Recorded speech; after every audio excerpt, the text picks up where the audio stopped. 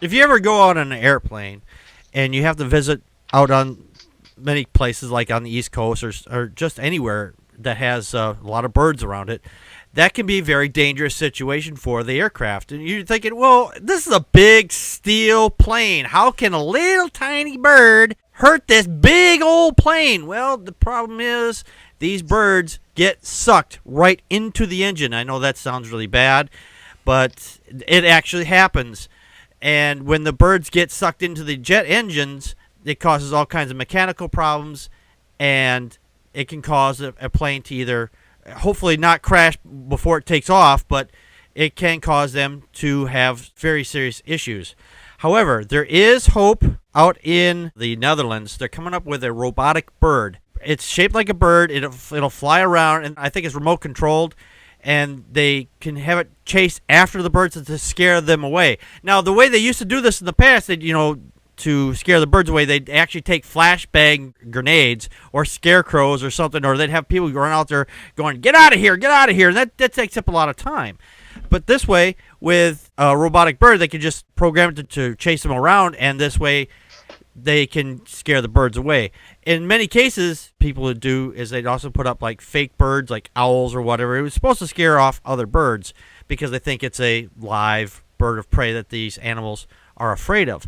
But since this is a robot, it's not going to actually eat the birds, but it will, scare the living shit out of them. Joe, your thoughts? Yeah, here in New York, we had the Miracle on the Hudson, where a plane was taking off from one of the major airports here in New York. It was either JFK or LaGuardia. I think it was LaGuardia, and it encountered goose strikes, and it sucked a flock of geese into both engines on each side of the plane, and it caused engine failure on both engines. And the pilot, through skill and years of training and experience, managed to land the plane right into the Hudson River, and all the people were rescued. They were Everybody very fortunate. lived. Yes, they were very fortunate. Incredible, like craziness. So yeah, goose strikes and bird strikes on aircraft is a very real thing. It's a very serious problem. And I remember years ago reading in the paper that they would sometimes employ people to go down to the airports and actually shoot the birds with shotguns. Oh yeah. And they would just, to cull the birds to remove so many of them around the airports. Well, this technology is using a robotic flight bird. It looks like a hawk almost, a bird of prey.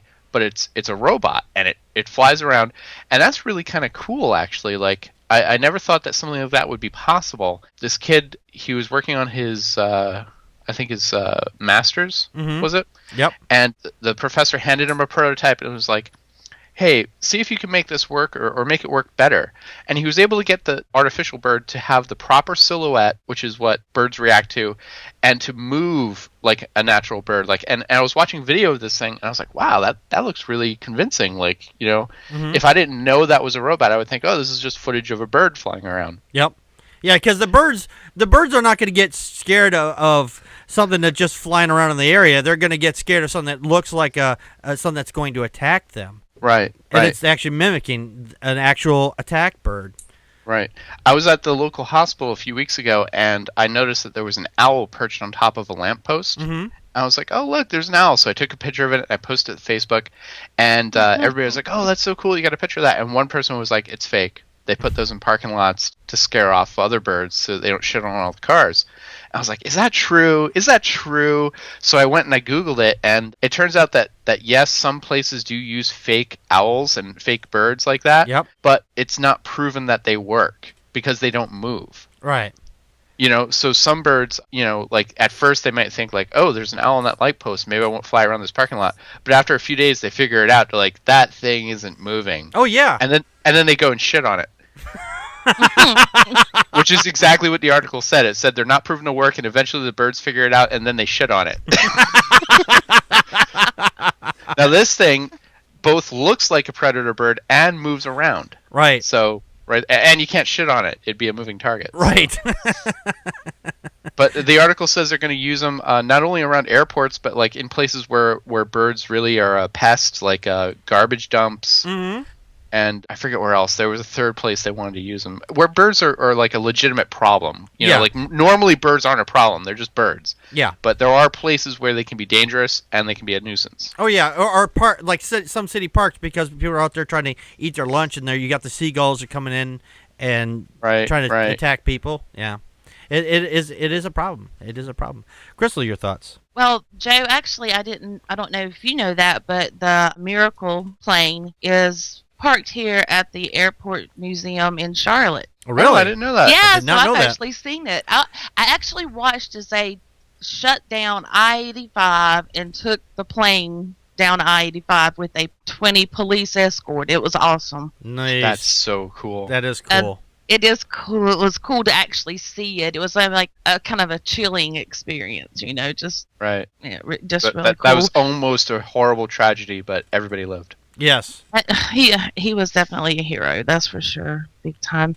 This is really interesting. I was, of course, I thought about the airplanes and stuff when I read this article, but I was just thinking about places that people congregate where you do not want to get bird shit on you. You know, I mean, like in the park, you have to duck the pigeon shit just to go walk in the park, you know. And anything that we can do that doesn't harm the birds, I'm all for it. Mm-hmm. Yeah, that reminds me of that old joke. You know, this old man and old woman are walking down the street. Bird shits on the guy's head, and the woman goes, "Oh, I wish I had a piece of toilet paper." And the guy goes, "Why? That bird's got to be a mile away from here by now."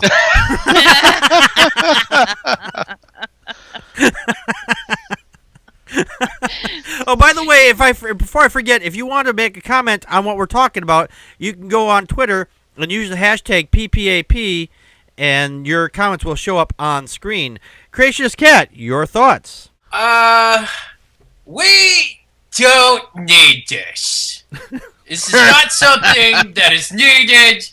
Honestly, I'm always skeptical of anything scientific, and this has science's filthy paws all over it. I mean, first of all, I don't think it's been proven that birds seriously get into these engines. That sounds like really suspect to me.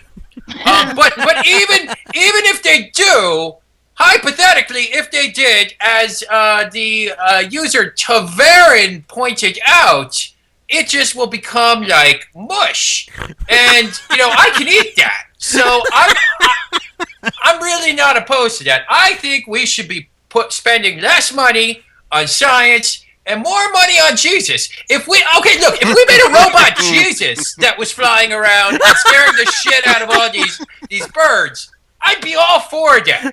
But there's a flying Jesus, I'd be scared. Exactly. I'd be scared. Put the freaking fear of the Lord in you. Amen. Those birds. Dude, Jesus doesn't fly, he floats. Right. Well, that is true, but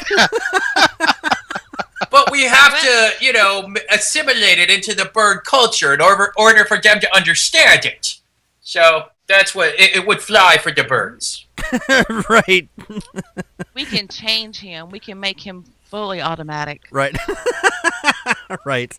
Jesus can do flips through the air. Right. Jesus do flip in the air. There we go. That would really make it funny. It's certainly scare the people on the airplane.